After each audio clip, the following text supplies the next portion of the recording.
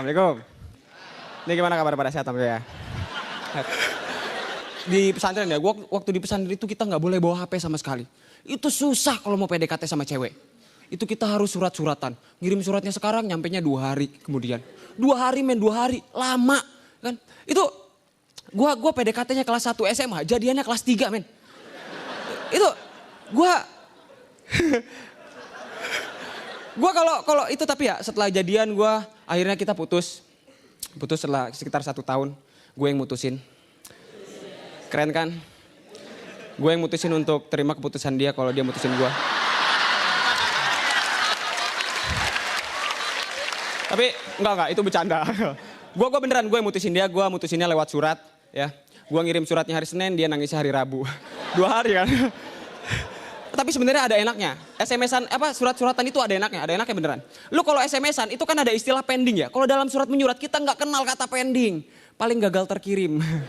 Itu juga karena ketahuan sama ustadz. Ya maklum lah, ustadz gue emang bukan provider yang baik.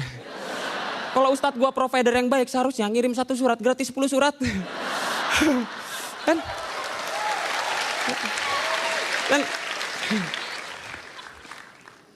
Tapi beneran, gue ini waktu dulu gak megang HP sama sekali, beneran gak megang. Gue main Flappy Bird, game Flappy Bird itu baru sekarang. Dan di saat sekarang gue main Flappy Bird, itu adik kelas gue di pesantren masih main Snake 2. Space Impact, Bantu Me. Tapi lu sadar gak sih ya, banyak orang di Indonesia ini maksain banget beli HP mahal. Maksain beli HP mahal sampai ngeredit HP. Ya maksud gue kalau emang belum ada uang ya udahlah, masih ada HP Cina gitu kan. Lu HP Cina tuh enak men, kalau rusak tinggal dibuang gitu kan. Lu kalau nggak dijadiin gantungan kunci, kalau nggak dijadiin ganjelan truk di tanjakan gitu. Lu iPhone kalau rusak itu dia harus diservis. Masalahnya harga servisnya setara dengan HP Cina yang baru. Kan? Lu iPhone itu SIM cardnya 1, HP Cina SIM cardnya 2, 2 kurang 3, 3 kurang 4, 4 masih kurang mau berapa lagi sih lu? Tapi itu aneh banget ya, SIM card sampai 4. Aneh banget men, SIM card sampai 4. Ini nyari kartu apa nyari istri ya? Bukan apa-apa, gue takutnya pemilik HP-nya gak bisa adil gitu ya. Ntar sesama kartu saling mencibir. Dia mulu yang diisi ulang. Mentang-mentang dia nomor cantik. Iya nih Jeng, aku juga jadi jarang dipakai. Mentang-mentang aku paket malam. Di saat mereka saling mencibir tiba-tiba HP teriak. Oi, jangan colok-colok lagi dong, gue udah kembung nih. Ntar kalau udah kembung dibuang. Terima kasih gua Zawin.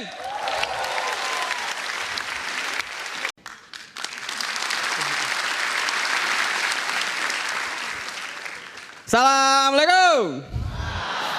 Ini gimana kabar semuanya, pada sehat semuanya? Sehat ya? Udah gak sih? Gue ini kereta-kereta sekarang ini udah jauh lebih tertib dibandingkan kereta-kereta tahun-tahun sebelumnya. Kan kereta dulu itu sumpek, kebanyakan tukang dagang. Ada tukang mangga yang bawa-bawa keranjang, ada tukang jeruk yang bawa-bawa keranjang, ada tukang selingkuh yang mata keranjang. Ya. Dan kalau lu perhatiin tukang dagang di kereta itu unik-unik. Itu mereka kalau dagang itu nadanya variatif. Ada yang nadanya tuh dari tinggi ke rendah kan kayak cang cimen.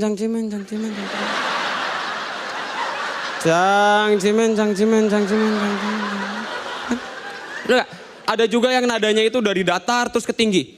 Telur asin. Kan? Dan ada juga yang dari awal sampai akhir dagangnya suaranya datar aja. Remote.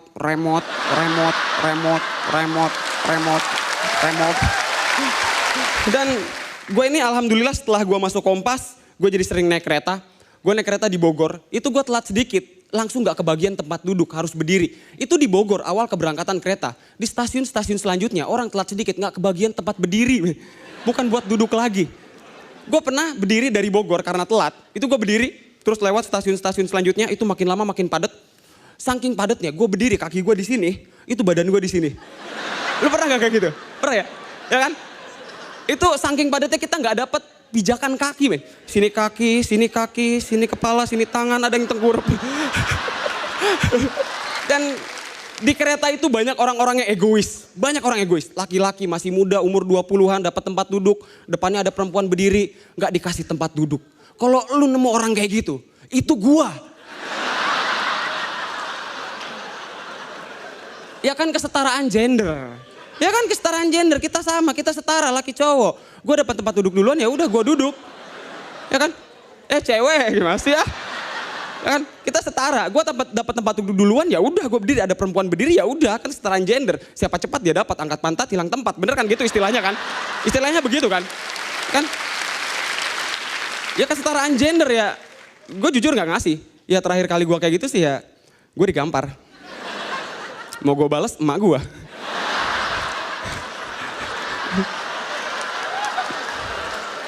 Lagian gini men, cewek itu sering banget kan ngomongin masalah kesetaraan gender, bener gak sih? Lagian kesetaraan gender tuh maksudnya apa sih? Setara itu kan artinya sama, padahal sama, belum tentu proporsional, belum tentu pas. Contohnya begini, gue naik kereta sama adek gue, tempat duduk cuma satu, adek gue duduk, gue berdiri, gak setara. Tapi proporsional karena gue lebih kuat, hitungannya setara. Atau pakai solusi yang kedua, gue duduk, adek gue pangku. Ini cewek mintanya kesetaraan gender, tapi giliran di kereta tempat duduk cuma satu, gue duduk, dia berdiri ngeliatin gue terus. Yang gak gue kasih. Kan setara, kalau mau pakai solusi yang kedua, lu gua pangku. Nah. Kalau lu gua pangku ya adek gua berdiri. Kan?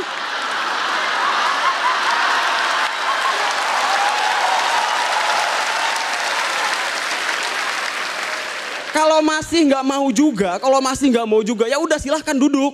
Tapi lu pangku gua. Ya adek gue berdiri lagi. Terima kasih gue Zawin.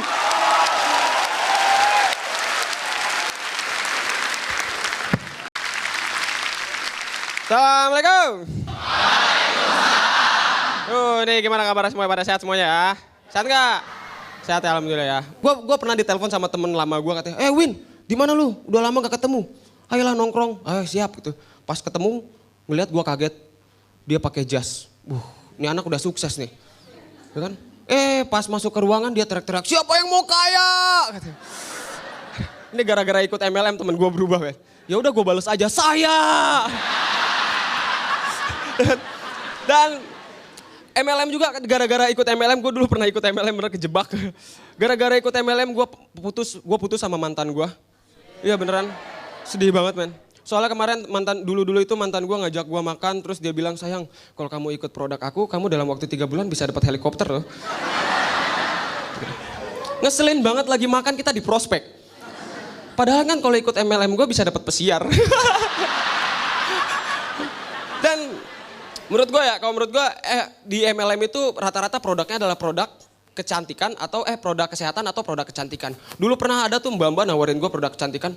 Mas kalau ikut produk kami, mas dalam waktu 3 bulan mas bisa mendapatkan uang jutaan rupiah dan uang bekerja untuk Anda dan mengalir buat Anda. Dan jaminannya adalah kapal pesiar. Produk kecantikan mbak ya. Tapi kok mbak jelek mbak ya?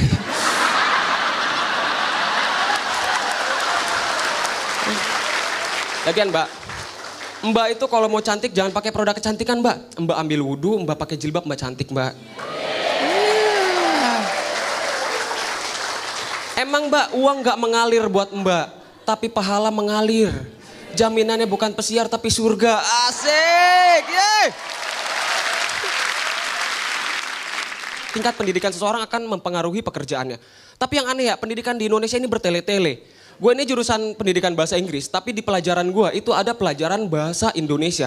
Buat apa? Gue kan pengen belajar bahasa Inggris. Gue bisa kok ngomong bahasa Indonesia, lu gak percaya gue bisa ngomong bahasa Indonesia? Nah ini gue ngomong bahasa Indonesia. Ya kan?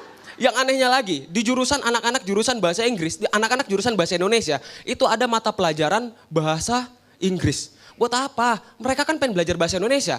Mereka kan belum bisa bahasa Indonesia.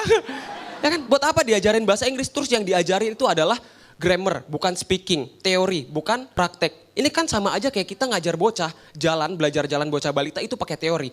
Adek kalau mau jalan kaki kanan dulu ya. Habis itu kaki kiri. Dan setiap langkahnya harus simetris dan 50 cm. Bocah kecil mana ada yang ngerti gitu.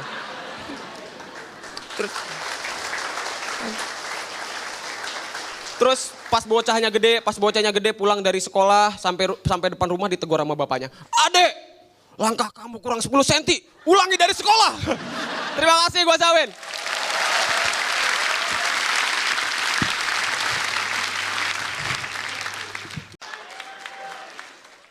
Assalamualaikum. Nih gimana kabar pada sehat alhamdulillah ya. Sehat nggak? Sehat ya? Gue ini jujur gue ini lulusan pesantren. Gue 6 tahun pesantren di daerah, pesantren modern di daerah Banten.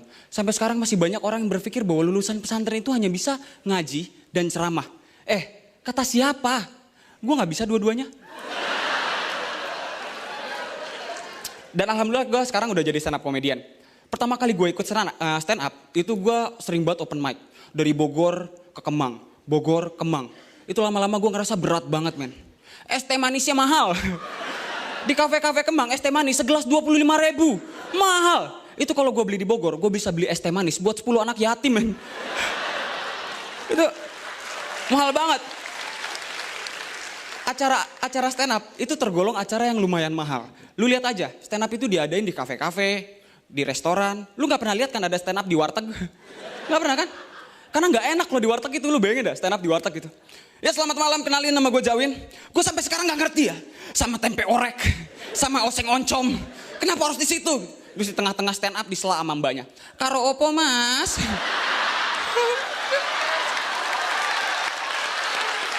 Itu gak enak kalau disela. Itu langsung marah gitu kan. Karo opo. Saya lagi stand up nih. Yaudah, es teh manis 10 buat anak yatim. Gue juga pernah stand up dulu itu di acara kampus. Itu dulu acara jurusan gue ngadain malam keakraban. Itu di hutan men. Gue disuruh stand up dipaksa. Itu gue stand up. Pas lagi stand up ada satu anak yang kesurupan. Ya gue sebagai anak pesantren yang alim ya gue obatin gitu. Gue baca ayat kursi. Allahu la ilaha illallah. Tiba-tiba ada teriak. Salah. Tajwidnya salah. Kalau ada nun mati ketemu za itu dibaca guna 2 harokat. Katanya anak pesantren. Terima kasih, gue Jawin.